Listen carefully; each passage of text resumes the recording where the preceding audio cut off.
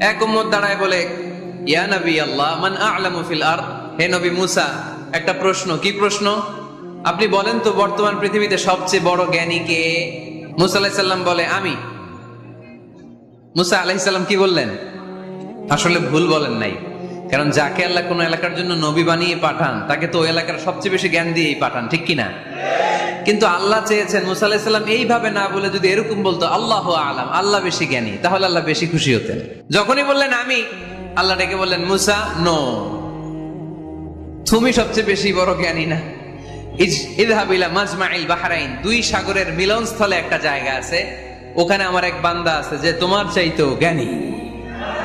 ইসমুহু খদির, তার নাম খদির, যারা আমরা বাংলায় বলি খিজির। খিজির আলাইহিস সালাম বলি না, আসলে ওনার নাম কি? খদির। খদির মানে এভারগ্রিন, সবুজ। উনি কোন জায়গায় বসলে ওখানকার হলুদ